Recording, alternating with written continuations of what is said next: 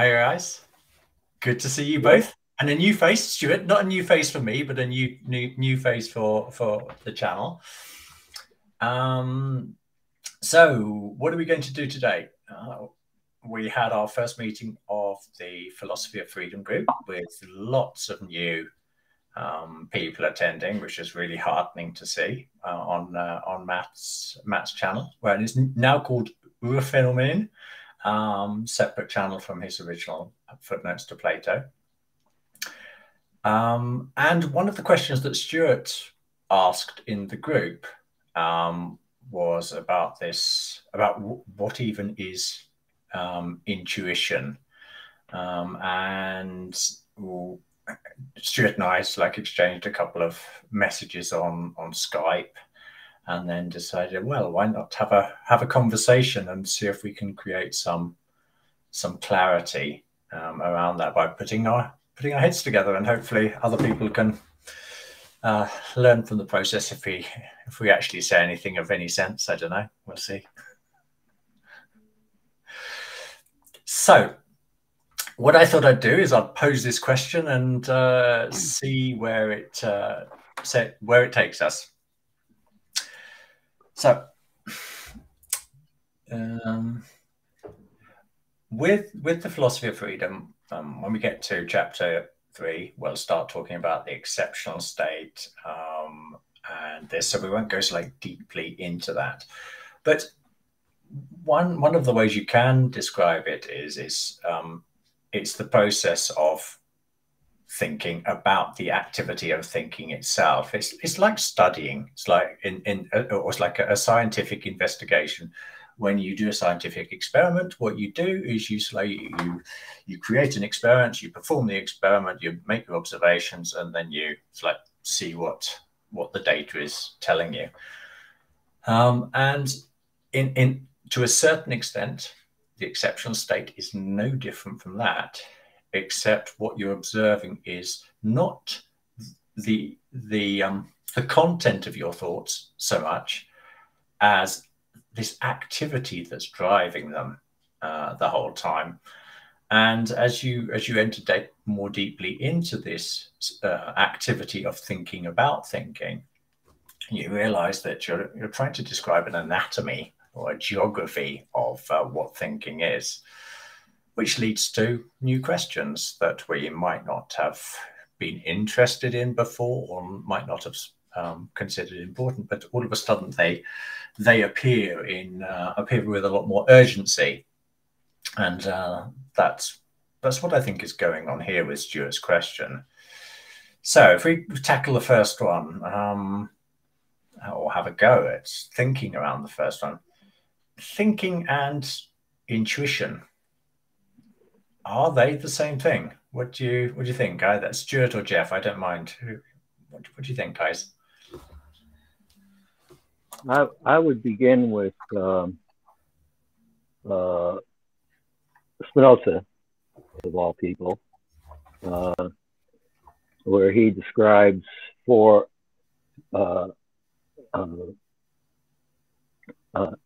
he recapitulates the modes of perception which he has hitherto employed for affirming or denying anything with certainty. It begins with hearsay. So, for example, yeah, I pretty much know I was born on a certain day, but I wasn't there when it happened, and so on. And going through a couple other stages. The final stage, the fourth one, which he does refer to explicitly as intuition, which I always. Stuart, give us the in between bits as well. So hearsay is the first stage that he's talking about. Have you got the other two there? All right. Yeah, I actually copied it up so I have it just in case. So they can be reduced to 4, and there's a pretty good correspondence with Plato, which is okay. The first one would be perception arising from hearsay or from some sign, which everyone may name as he pleases. I try to point out to people that if you think about it, 95% of what you think you know is hearsay. Second one would be perception arising from mere, well, let me get this, perception arising from mere experience, that is, from experience not yet classified by the intellect, and only so called because the given event has happened to take place, and we have no contradictory fact to set against it, so that it therefore remains unassailed in our minds. That certainly, just looking around at my environment would be doing that. And it seems to me that level might correspond to Barfield's the level of figuration, something like that, as opposed to. And then the third one is perception arising when the essence of one thing is inferred from another thing, but not adequately. This comes when from some effect we gather its cause, or when it is inferred from some general proposition that some property is always present. So there's a lot of that goes on in science. But fourth, and this is one, and he explicitly describes it as intuition. Lastly, there is the perception arising when a thing is perceived solely through its essence or through the knowledge of its proximate cause. So, and then he gives an example of determining ratios at in the marketplace, and shows how you could have 4 different ways of approaching it. At the lowest level, the merchant was told how to do this sort of thing. And that works, what the heck, and so on. And then you get to the fourth one where you can just see. There's nothing between you and the seeing of it, the understanding of it, I would say. You've pervaded it with your own understanding. Is that what you mean? Pardon me? You've pervaded it with your own understanding. I'm happy with that way of putting it. Yeah. That's, for example, so that 4 is to 6 is 2 is to 3. We can still see that. And by the way, as a consequence of that, most calculation, the individual steps may have some level of intuition, but you can't intuit 700. According to that, I would say it's impossible to intuit, well, for most people anyway, impossible to intuit 739 times 847. And it may even be that people who can do that calculation really can't intuit it. They just have this facility for computations. And so there's some intuition going on there within the computation, but they're not really seeing that fact, that mathematical fact per se. The way we can see, for example, that 1 and 1 are 2, 1 and 2 are 3. It's like, and so partly, so it's worth noting, I think, that because if I can't see directly that 1 and 1 are 2, I can't do math at all. and okay, so I'll leave it at that. Great, thanks, Stuart. Do you want to jump in there, Jeff? Hey, Stuart, how you doing, man? I'm doing good, Jeff. Thank you. How are you doing? Good. Good. Who was that you were referring to? The 4? Spinoza. Spinoza. Okay. So first, I would observe that that is intuition in relationship to perception, not in relationship to thinking. And so, because the first question is, are thinking and intuition the same thing? Right? Is that what we're at? That's the question. Yeah. So that's interesting, and I think that lots of thoughts came out of that. So I think I'll just take this and say there's so many ways to look at what intuition is, and so here is a good question. If intuition is to thinking as observation is to perception, then intuition is related to thinking, but not the same thing, but perhaps part of the same. It leaves open that it's part of the same organism, but it also suggests that thinking is that phrase, if it's true, that intuition is to thinking as observation is to perception, suggests that that intuition is that which is perceptual in thinking? That's all I would have to say about that question at this moment. Okay. I'm going to add a couple of thoughts. One of the things I thought you brought up that was interesting there, Stuart, which I think is important to create clarity on, is the essence. You talked about essence there, and when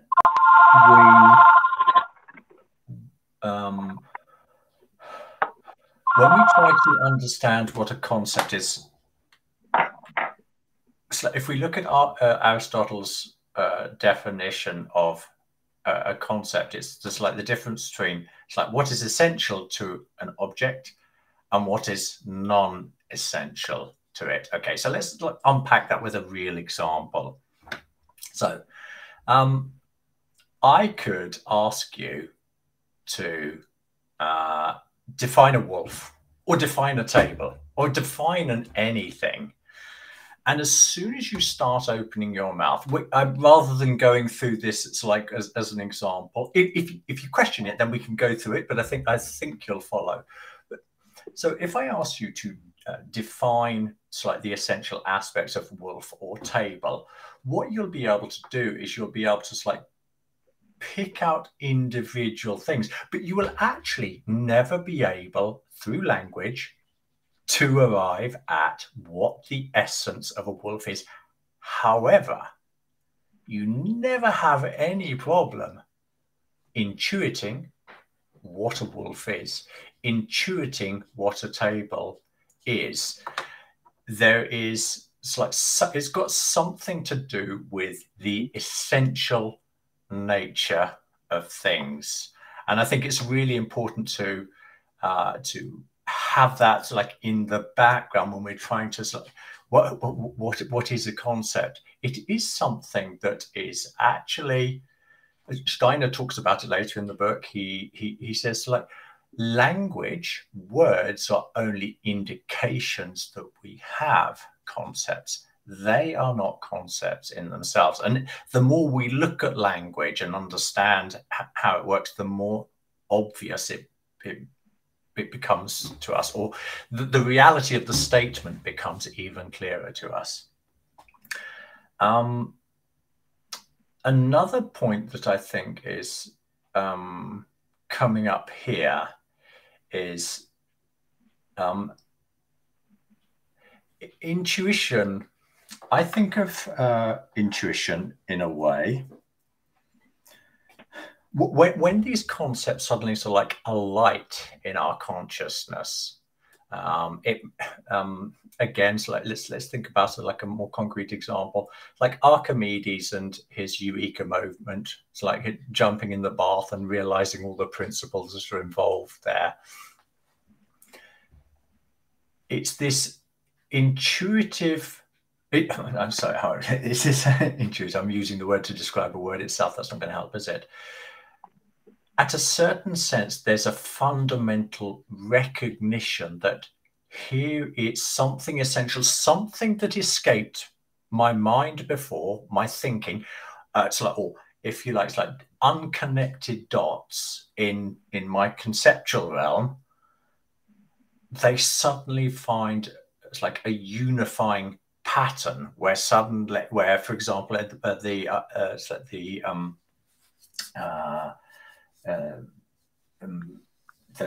bathtub and the water displacement and his needs to create a boat for was it the King of Alexandria or something like that at the time, that these disparate ideas are connected in a whole, and this when what I think I understanding, let's put it more carefully.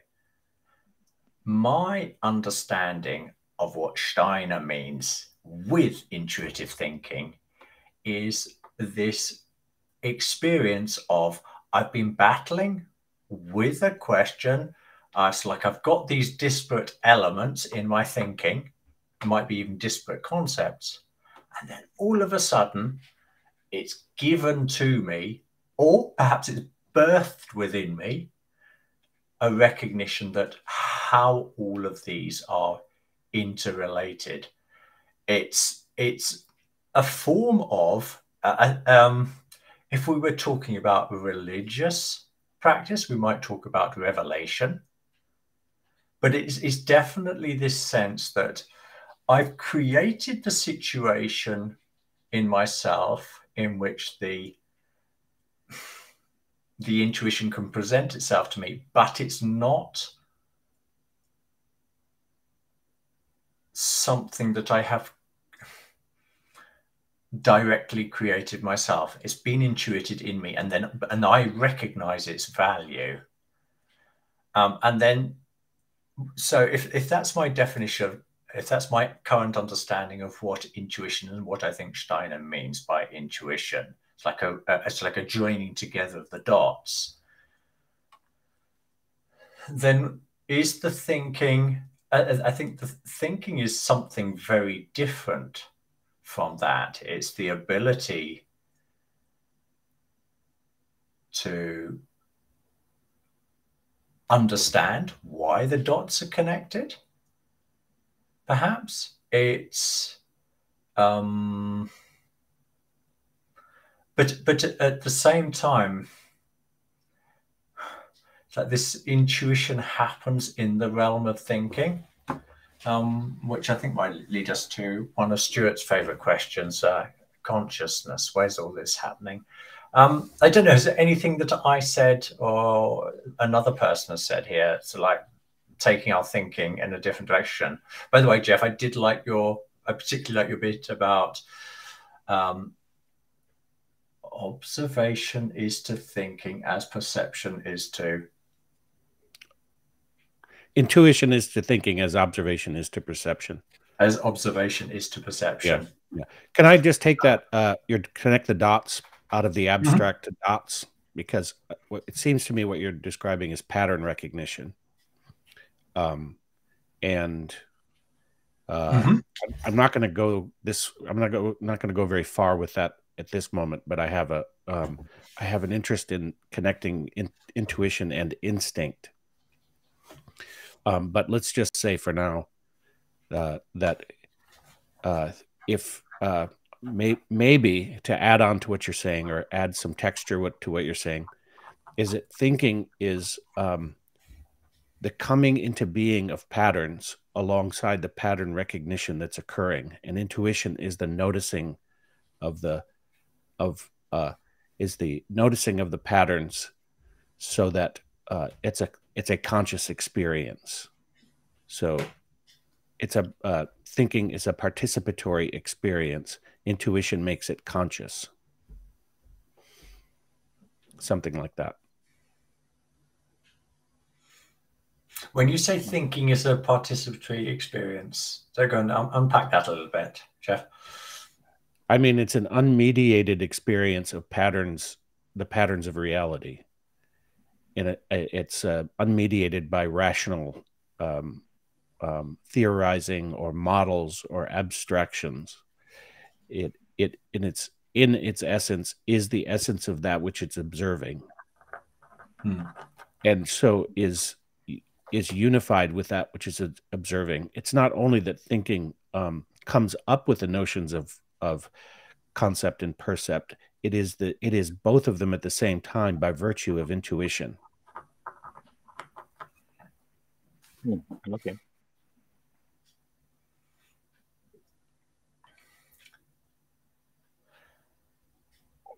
One of whilst you were saying that, Jeff, the bit on pattern recognition and unpacking that was good. As also thinking that there's something inherently, there's a creativity, something about intuition and creativity in the thinking realm feel inherently the same. That a creative process is happening in me that joins up those dots that I was previously incapable of joining, and I recognize immediately I'm able to connect things that previously I wasn't able to, and that in itself is a creative act, as opposed to, because pattern recognition can sound like as something a little bit passive, and it's far from that. It definitely, my own experiences of it are directly, wow. I mean, so thank you to whatever it is in me, outside me, around me, that put that new higher level idea into my mind. So perhaps you could say intuition is the birthing of a higher level idea. It's like a join the dots idea. Could anybody get behind that, or do you think does that sound ridiculous?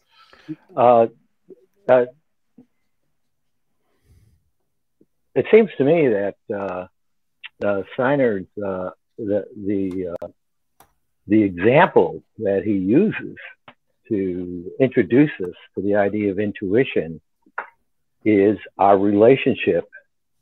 Never mind the process of thinking for a moment, but our actual immediate contact with the substance, the reality of the concept that we understand.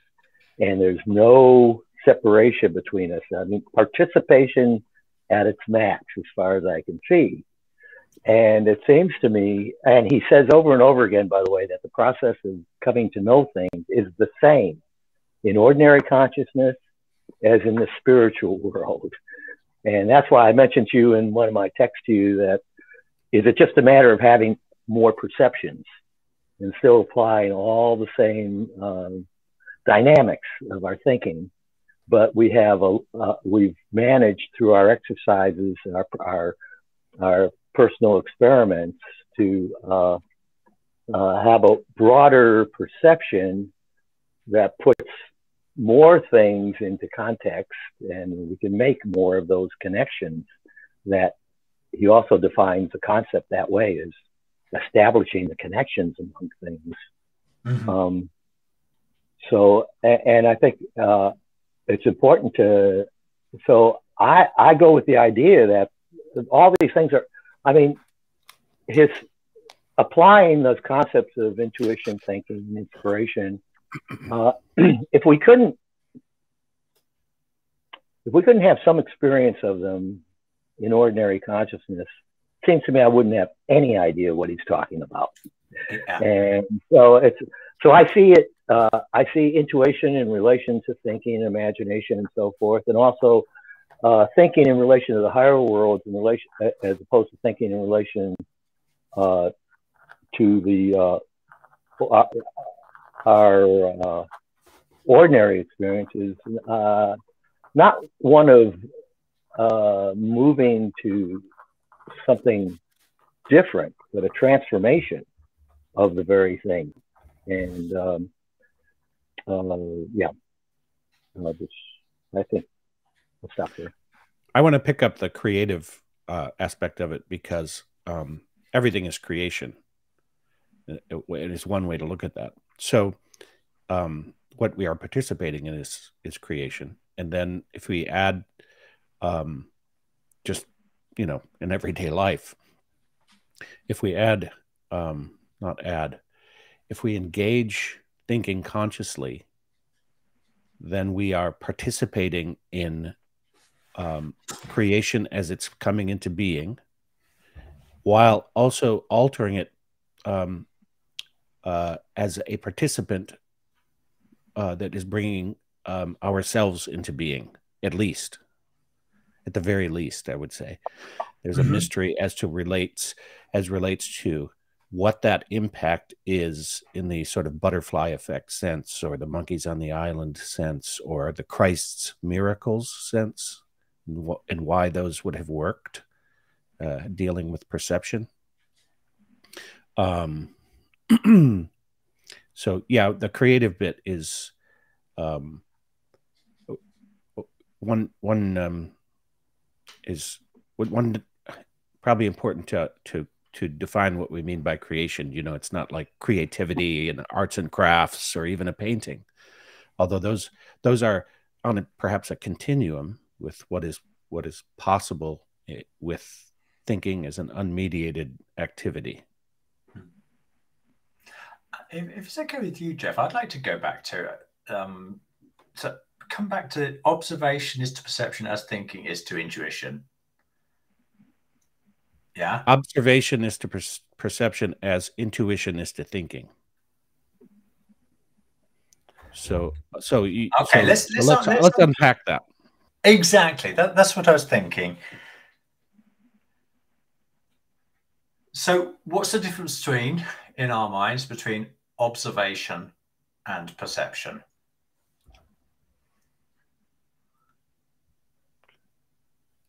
Well, observation requires attention, and perception can be done passively. Yet we don't. I mean, there's a lot of things we're perceiving that we don't know we're perceiving, so we're not observing the perception. Right? There's a whole complex reality that I have to shut out in order to pay attention to something and observe it. So observation is training the perception. So it's like looking as opposed to seeing. So perception is looking. Yeah. Do you agree with this, or would you say different? I think an even better example would be one of the spiritual senses, which is to say, I hear what you're saying because I'm listening, but I could also hear what you're saying without listening to you. Yeah, exactly. Hearing and listening, looking and seeing. Yeah, exactly. It's interesting in several languages. So there's I won't go there with language. We'll just leave that. So I think that's useful because what it does is it indicates it's like one is a more passive state, a non-participatory state, where so like something is just going on and your senses are your hearing or your sense of hearing or auditory senses or your sense of sight are picking up on things, and that's happening the whole time. But then when consciousness is there, it is also aware of it. Yeah. Stuart, you're familiar with the 12 senses, Steiner's notion of the 12 senses? Somewhat. Yeah. Yep. Yeah. So I just want to make sure we have some common language there, because listeners may not know about the 12 senses. And the higher senses, of course, are hearing, tone, concept, language, and I-ness or other. And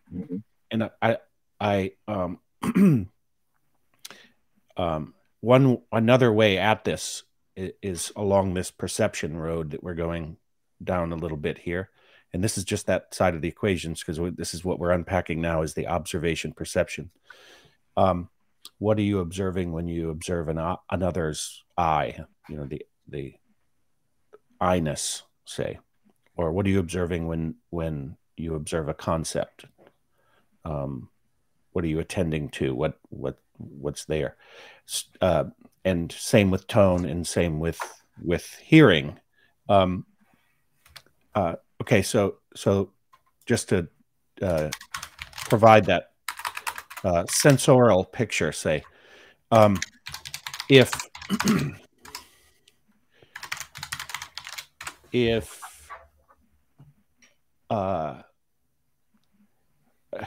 okay, so I'll ask the question: imagination, inspiration, and intuition are all related, and they are transformed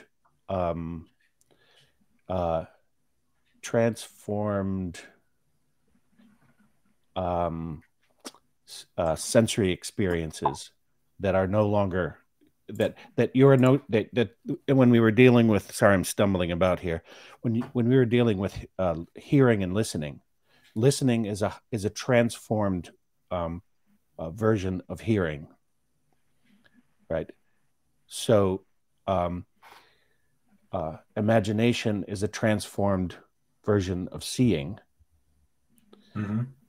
And so to see with imagination is to even look with greater attention than to just a look, right? So seeing with imagination is what we do all the time in any case, because we wouldn't be able to grasp anything if we didn't have an imagination that grasped it. But it would be an elevation of that imagination into a continuous or a fluid cognitive state. So, and if hearing and tone perhaps are transformed beyond even listening into inspiration, then intuition is transformed perception of I-ness. And I would also say that I'm going out on a limb a little bit, that it's also at its fullness the transformed sense of touch as the companion to the sense of otherness. And this then goes into the differentiation between animals who have instinct and human beings who have intuitions. And I think intuitions are elevated versions of instinct. So let me vastly simplify what you just said there and bring us back to our first question. So hearing is to listening as thinking is to intuition. That's also what you're saying, in a way, I believe. Yes, or hearing is to listening as inspiration is to hearing, perhaps, something like that. I'm trying to tie it back to our... Yeah. The reason we brought it up was to try and come back to our question. We've got, are thinking and intuition the same thing? And we're saying, no, they're not.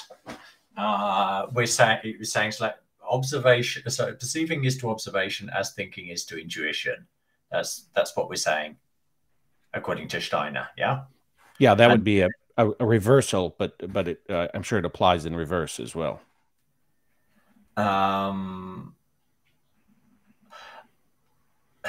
But you were bringing in hearing and listening, and I brought in looking and seeing. Mm-hmm. And I think for me, the flavor of the difference is like this participation in the activity.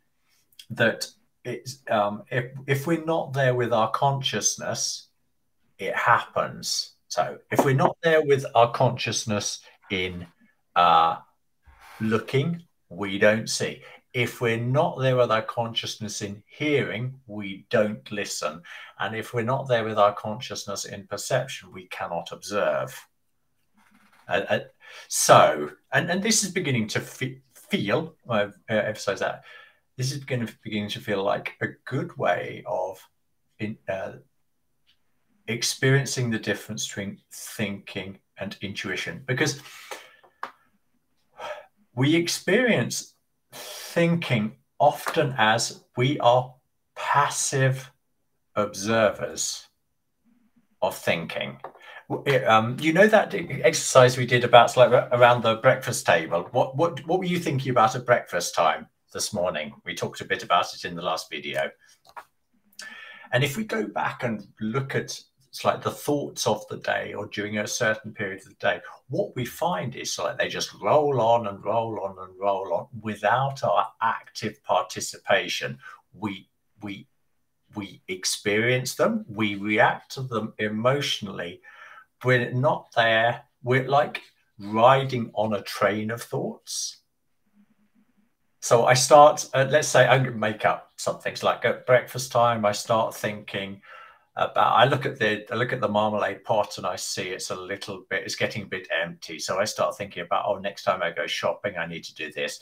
And then it's like in my mind, I'm in the supermarket and I'm wandering around. And then I remember, oh yeah, that reminds me, I saw this guy there 2 weeks ago and I need to meet him. I'm just giving a random example of how our one thought leads to the next, leads to the next, leads to the next, leads to the next.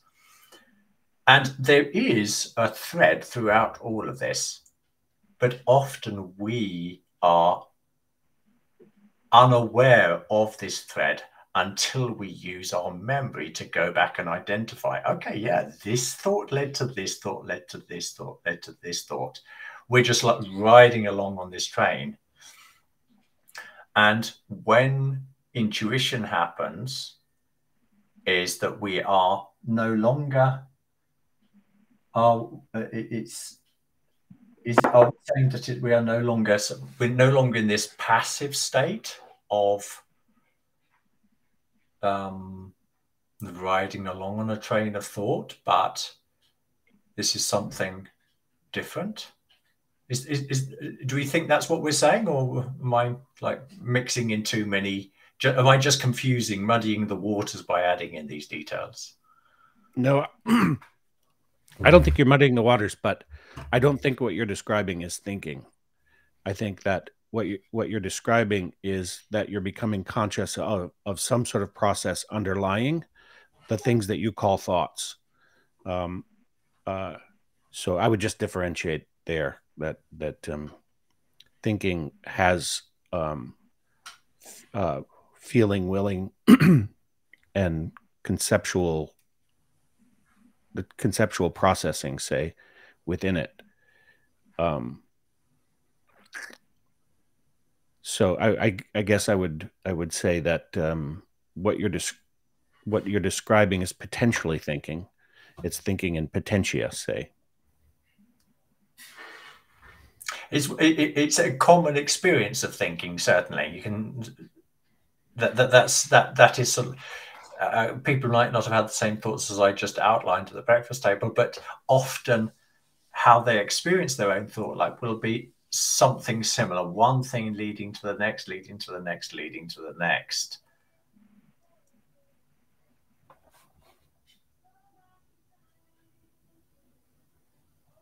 But then where's intuition there? The discerning of the patterns. I think. Well, intuition is the will inside of thinking, right? I mean, intuition is, again, from a, say, initiatory standpoint, what is intuition that is sustained? It's intuitive thinking. It's achieved intuition so let's go to this a Steinerian picture of initiation. So you for the first step in initiation is imagination, which is somewhat of a passive experience, but it's giving you reality unmediated, like a motion picture of reality, because reality's in flow. So you're able to sort of, like on an acid trip, deal with the flow part of things. And that's the astral body viewing into the etheric world, say, that which is coming into formative force all the time, sort of Heraclides' picture of fire. And then you have inspiration, which is a quieting, actually, of the imaginative process. And then something like the music of silence is speaking to you, just as things are, unmediated reality communicated through something akin to music, or maybe communicating out of that realm which music arises, say, is a newer understanding I have of that. And then then I would imagine your dream life is quite active and has changed quite a bit.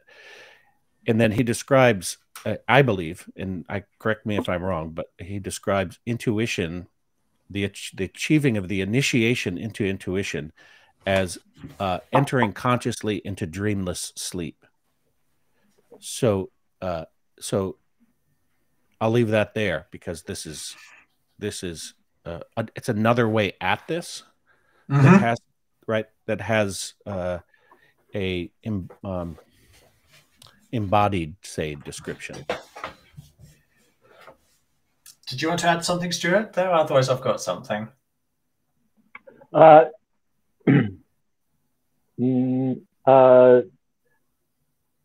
I, there's a lot of detail that you folks are bringing up that I don't feel myself to be in a position to have judgment, firm judgment, one way or the other. Yeah, there's quite a few things that came up, but the one that just struck me as Jeff was talking is perhaps fancifully, but if I apply my understanding so far of Goethe's approach, which Steiner is trying to amplify into his worldview and his experience and understanding, is this concept of thinking and intuition and imagination and perception. I tend to see them all as forms of understanding. And once you take that step, then you start thinking, well, I do. Start thinking, well, wait a minute. The feelings, attitudes, values especially, in fact, probably fundamentally, I'm not going to present an argument for that, but are involved in our understanding of our place and our experience of the world. And that's why I tend to think of these things as transformations. I'm applying that sort of in specifically with respect to thinking. That intuition itself is it's thinking. It's just this a further development of it, further transformation of. In fact, that guy Alan Howard that I mentioned to you before we started, Angus, says it's not the process of knowledge that changes. It's we who change as we move into the spiritual world. So that's my immediate thought on that subject. But it's understanding just seems like it's what we do. And that relates to the intuitions, animals, and instincts. It seems to me that, I'm inclined to relate those things in the following way. Bees, they look for pollen, and they create what do they call those nests? I'm forgetting at the moment. And they create honey, and they impregnate the queen and all. Yeah. That's just what they do. Well, we ask questions. It's part of our actual. We can't do anything else. We could. Chapter 1, we're never satisfied with what nature gives us. We always want more. Well, but notice, not in that negative sense. That's right. But in a positive sense, because that's who and what we are. Now, what you make of that, in terms of what the ultimate reality is another question. But that is what we are, and our ability to. I'll just throw out, without saying anything more about it, I'll just throw out the idea of metacognition. I've been fascinated by that idea for quite a while now. When you think about the differences between us, the alleged differences between us and animals, I can't think of anything more precise than the idea that we metacogitate. And which would be, by the way, Barfield's beta thinking, as opposed to either figurative thinking or alpha thinking. And it strikes me that this beta thinking or metacognitive which is largely evaluative, is the distinguishing mark. how that relates to whatever else you guys are saying. I'm going to come back to, I think you said something that struck a chord in me, Jeff, earlier. The will nature of intuition. When I've done these observation of thinking exercise before, that's one of the things that comes through. It's like there was an intent. So I wrote this down because it was like quite a strong experience I had probably about 6 or so months ago. But I was trying to like wrap my head around this exceptional state. So I'd been reading Philosophy of Freedom, no doubt, or perhaps it was Prokofiev. And I went out for a walk in the forest. And I had to like this chain of thought. So it was a walk. I was probably after I'd walked about 20 minutes, it's like a series of thoughts developed themselves in me. So like one led to the next, led to the next, led to the next, led to the next. And then I came to this point down by the lake. And I remember I looked at the birds like flying towards me.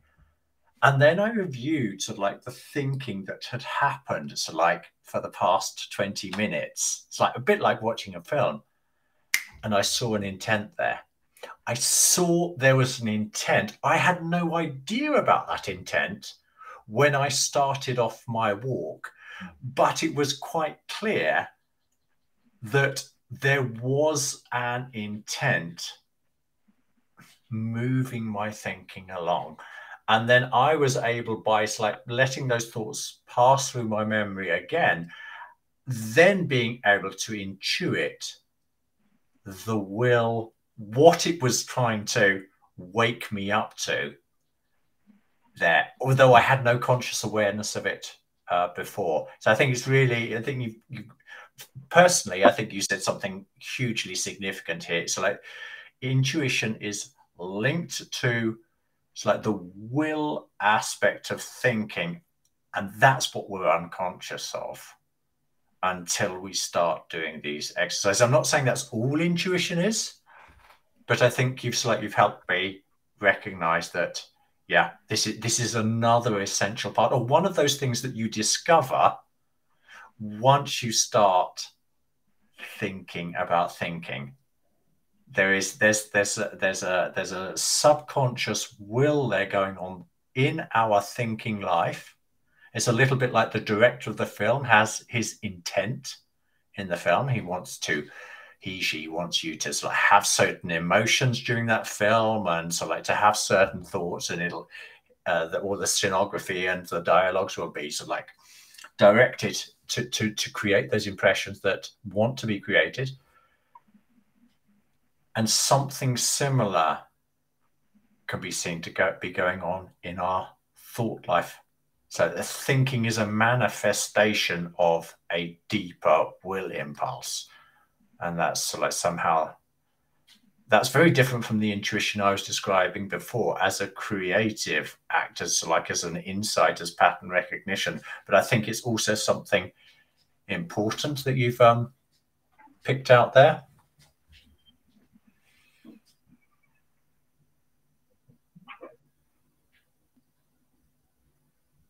It might be helpful to move into this second question a little bit. It seems to be a natural place to do that. That is thinking just a remembering? And my first response to that question is, well, what do you mean by remembering? Yeah. And that's a hard one to hold on to a little bit, because seems to me there's different kinds of remembering. There's a remembering of past activities. And even that is not what it seems to be. It's not, as X says in the chat, it's not storage. It's memory memory itself is a living process. It's a recreation of a past event, which is a present process. It's more Exactly. about it's about the present event. And as Plato said, as I've mentioned this before, when Plato said all knowledge is a kind of remembering, that's what he meant. I think is actually that we're not talking about remembering in the sense of the past. We're talking about a recognition of how things are coming into being now and how they're connected probably to the heritage of their um, um, maybe existence outside of time, perhaps, or even within time. Yeah. You know, if a a new idea is never an idea that is not made out of all of the ideas that came before, say, something like that. I'm going to have to. So I don't have enough ancient Greek to be able to begin to look at that etymologically, but I know a couple of people who've got enough knowledge in that direction. So one of the first questions I'm going to be asking them is like, tell me about the Greek word for to remember. I was actually listening to a chat, not a chat, a conference. I was telling Stuart about it earlier before we started, by a guy called Pietro Archiati, and he was actually in on exactly this theme. He said about in English we have to recall, to remember, to remind. These are all the reflections like a certain nuances of thinking. So in Italian, he contrasts Italian word for to remember, or some of the words, and the German word, and it's might be useful as like a description going on. So they were talking about like ricordare, which literally means to bring into the heart again. So cordare is the cord is the cuore is the heart. Then you've got another word which is rammentare, which means just like to bring into the mind again. And there was also a third one, but he contrasts that with the German, which is erinnern, sich erinnern an etwas. And this erinnern means like interior, inside, and it means to bring inside again. And these are all like language, so like battling, so like in battling to like describe how do we experience this thing where we're able to like recreate something that's happened in the past, because it's also one of the ways in which we transcend the animal kingdom, this ability to create perceptions in ourselves, or to create perceptions, to create perceptions in ourselves that aren't there outside.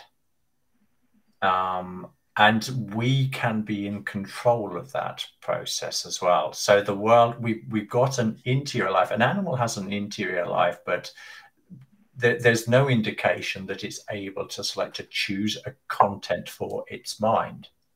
But that's exactly what we can do with memory if we choose to do so. Often it happens involuntarily. That's like extreme cases of what's the post-traumatic syndrome, PTS. There's like they're extreme states, so where it can happen involuntarily, but it's something that's very real to the human psyche, part of this region of the soul that we're trying to shed a little bit more light on.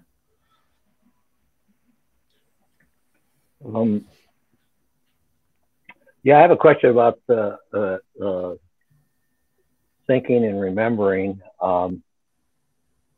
I do think, again, the difference that you pointed to, but initially I want to mention that the difference you seem to be pointing to there between us and animals, again, seems to me to point to our metacognitive abilities that I don't think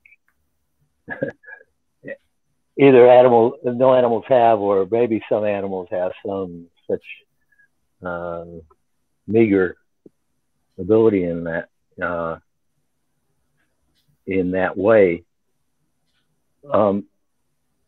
But the problem I'm having with remembering and thinking, and I don't know how this exactly relates to the things you've been mentioning, but I'm inclined to say that I can remember events in my life. I can't remember thinking in my life. And what I mean by that, as best as I can say it now, is that to remember an event, I don't have to be part of that event again.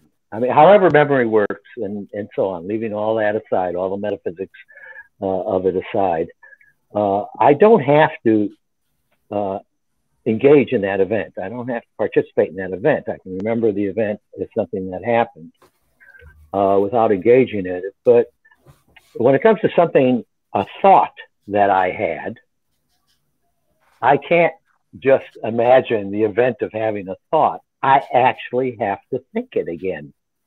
Mm-hmm. And then I can say, oh yeah, I remember I thought that before. But I can't even make that latter statement unless I have thought it through myself originally. And that, that relates to, I think, some things Steiner says, that real thinking is a creative process in the moment, always. And that's how I relate that to myself. Again, however it may have fit in with what you were saying, Angus, is another question. That's beautiful. I love that. Oh, thank you. Yeah, wow. That's just beautiful. It's and it's undisputable. It makes me think of a lot of things, like people who play music, who make the music so much their own that they it's no longer something that they're abstractly in relationship with. They're inside the music and, in a sense, recomposing it. Yeah, and I think as thinking people, we are recomposing the world at the very least. Right. And I also take that second question, and sort of turn it a little bit and say, is instinct just a remembering? Because I think there's an equatable reality that has intuitive thinking in relationship to instinct as a consilient reality, right? So I think of intuition and instinct is on the same continuum. Instinct is something that happens in the physiological organization. It rises to the point, to the level of sentience, and you can it's attributable to all, at least all animal behaviors. And so the idea that so evolutionary biologists would say that intuition then is real, but it's an epiphenomena of instinct, say. And I would say that that's one picture, and another picture would be that that intuition is the already existent tendency in nature as that which creates itself, independent of independent, and instinct then becomes the habitually learned response that then goes into the specialization of species, say. And we have both. Yeah, exactly. But animals don't have intuition.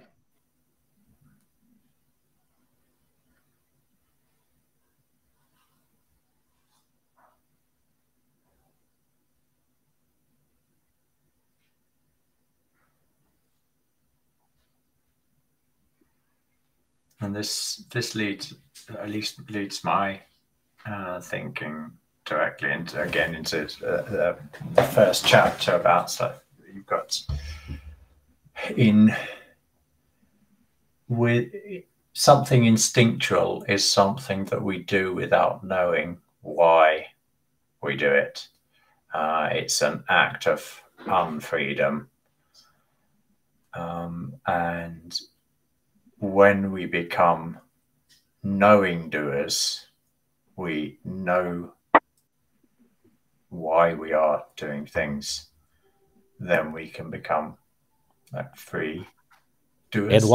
And why is that? You know, why that's really important what you're saying. Why what's the functional reality that's going on there? If we know our own action, we know the motive for our own action. And I think is it in the first chapter where he talks about motive and driving force? Yes. Characterological disposition or characterological organization. Yeah. Yeah. We're participating. It's transparent to us because we are creating a reality in ourselves. This goes also to the last chapter of Riddles of Philosophy when he's talking about the provisional self, that we're creating a form that's transparent to us how it was brought about, which is the way all of creation works. When and intuitive thinking is the participation in that creation, not just for me.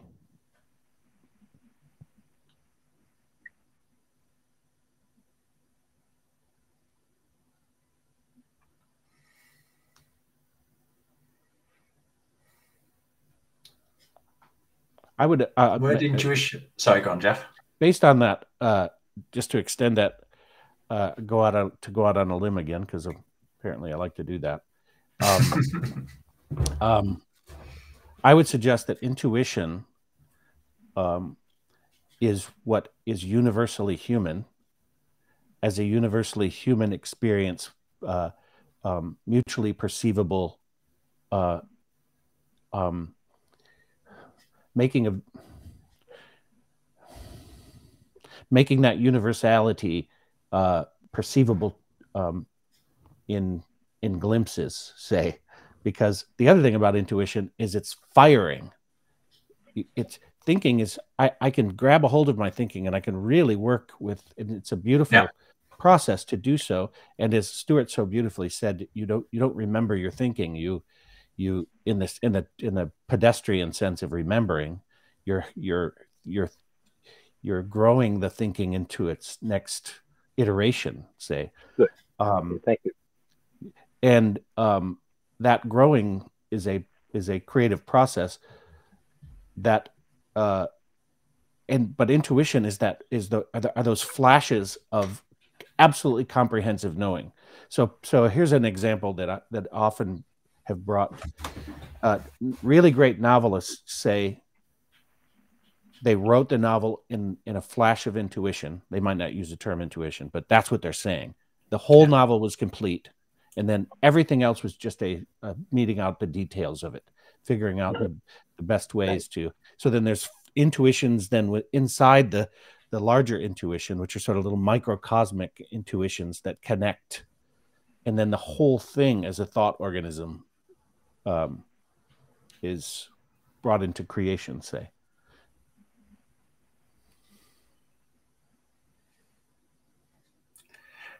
No, one of the problems there is, sorry, go ahead. What was that? I was going to say one of the problems there, of course, is that, you could create a coherent story built around a bias. That's not, a premise that's not, we need more than coherent. Well, we talk about, some people talk about theories of truth. You need coherence is part of it, but you need more than coherence. This goes to your description of values in relationship to all of this, and to me, if you're really participating in what's true, good, and beautiful, say, and we can unpack those three words until the cows come home. What is good is going to be what is of the highest harmonic quality with reality, say. right? And so that the value comes out of that. You don't go in with the value, a conviction that you know what is right, because the other thing about intuition is that it's meeting the full moment, the full reality of the moment, without characterological disposition mediating. The problem with von Hartmann and all of the psychologists that have ever lived, as far as I'm concerned, is that characterological predisposition is a subjective fact that absolutely skews everything we think and say, and there's no way around it because it comes out of what? The unconscious, right? Intuition is, here's the other description, right? He says, intuition is the spiritual, something like consciousness of the spiritual, of that which is spiritual with a spiritual activity or something like that. That it is not mediated. It's an unmediated experience of the spiritual. And so that's what people are calling the unconscious. And it's what the great, way overlooked, Georg Kuhlewind. You know that guy? Mm-hmm. Yeah. He calls that, we should be thinking instead of the unconscious, we should be thinking in terms of the supra consciousness, because that's what we're rooted in with our intuition. I have to add there, there's so many interesting things you picked up on here, Jeff. Two reflections. One going all the way back to like the intuition that creates a whole work of art, and I was reminded of the word harmony that you used, brought in there.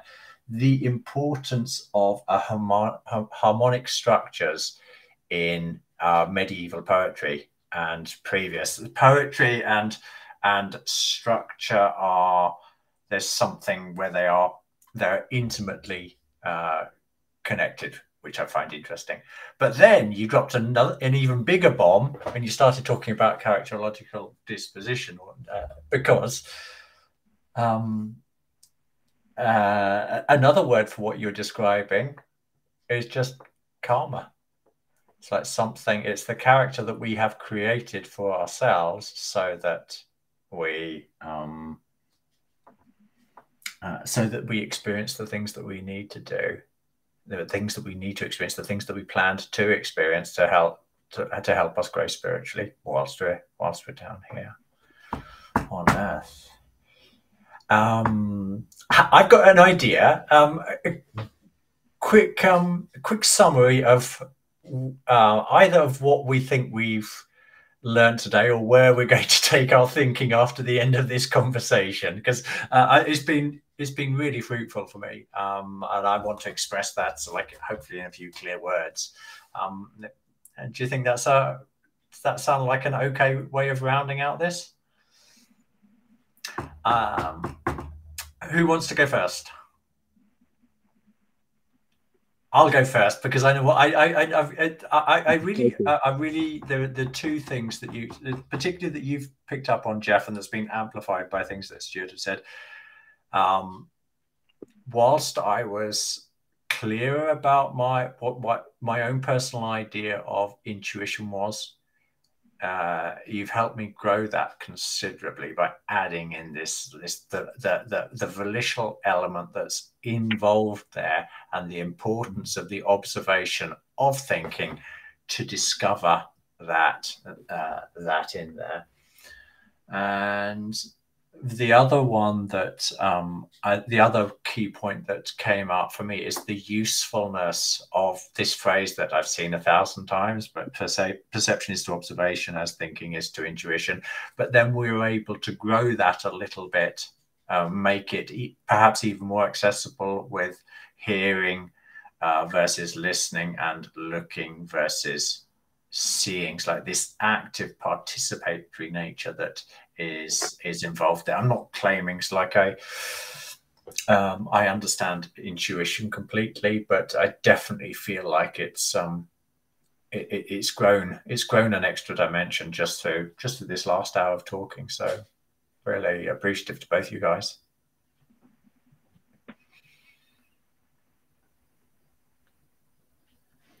Yeah, I feel the same way. I'm much clearer on one of the deepest, mysterious questions you could ask about what it is essentially to be a human being. I think is what we're saying. Intuition is the grasping of and the being of what it is to be essentially human, and the Christ mystery is wrapped right up in it, like the dreamless sleep is equatable to the 3 days in the underworld, say. And intuition, this transformed touch, is why laying on hands can heal.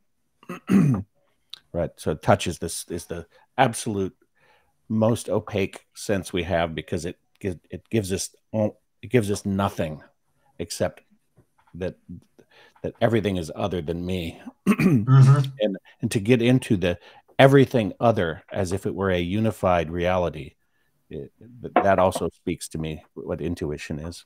And I'll just, this isn't a summary, but I wanted to share just a picture.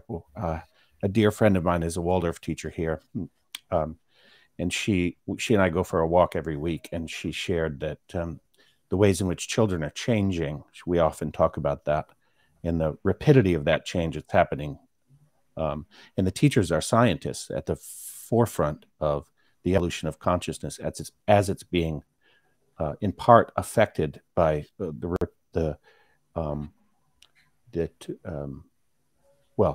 many of the things of modern society, say. And she was sharing that this goes. I thought about this when you were talking about harmonics. She was sharing that in the 6th grade class, that like the physics of sound. They're studying acoustics, I guess. Of course, in a Waldorf school, it's not going to be sound waves and the typical materialistic nonsense. And so the music teacher is there during the teaching because they integrate the two. I mean, why would you do that? Have a phenomenological experience. Yeah. Wow. So they noted that in years past, they would play a certain, I don't know that much about music, but certain interval. And they would ask the class if it was harmonic. And 100% would say yes. Well, this time they're now dissenters, and this has been increasing because when you play something discordant, they'll say that's harmonic. So there's a picture, right, to me, of the way in which reality is changing, and the way in which only intuition can meet that change in order to respond to it in the proper way.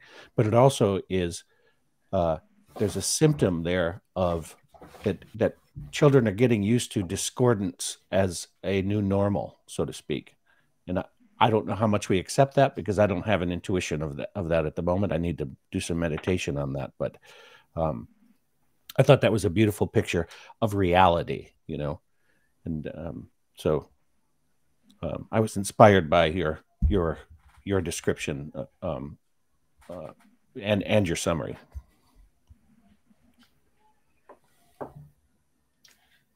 I'll just add, excuse me, I'll just add what you guys are saying is you're thinking about things in ways that I don't necessarily think about in detail. So I'll stick to where I'm coming from at the moment. I expect to get a lot more out of this when I re-listen to it. So I'm quoting from that guy, Alan Howard, that I think it's consistent with Steiner, so I think it's okay. And there is quote, and there is an even higher stage, which he calls intuition. Obviously, I'm starting in the middle. No more need or can be said of that than that it approximates to what the knowledge of another human being becomes when it rises to the highest level of communion of one with the other. When, as we sometimes say, the two become one, but without losing their individual identities. And the reason I find that, oh, well, let me just add for the heck of it, one word for it on that level is love. And there's no other word for it on the higher level either. But in calling it love, we raise love itself to a level which cannot be described, but only experienced. Okay.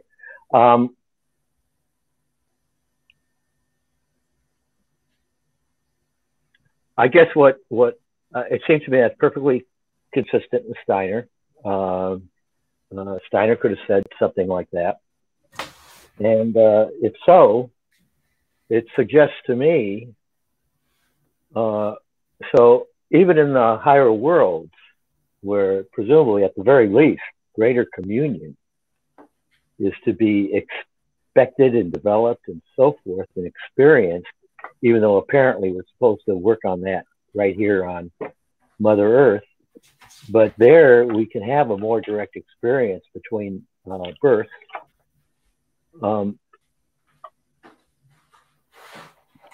We still have to maintain our individuality. We're still maintaining our individuality.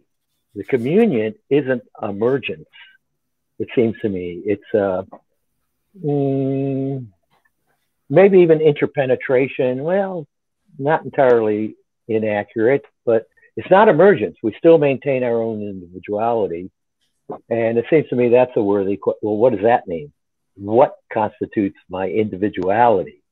If I'm not to lose myself, I'm not to become you. I'm not, and that raises questions about people who like to talk about becoming one with the great I am, which I think there's a lot to that. But if we're not going to lose our individuality, there must be something about us that is indeed unique.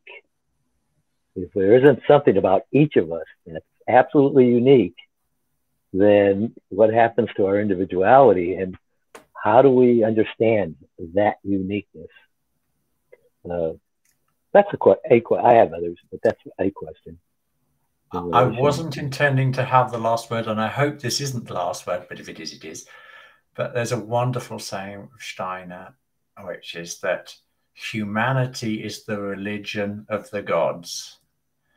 Right. We are mysterious things. We are mysterious things to them as well. So there's no surprise there that we're having trouble understanding ourselves. Okay, guys. Unless anybody wants to add something, I think it's been a wonderful conversation. I hope we do this again sometime. I hope so too. I'll press the end of recording and we'll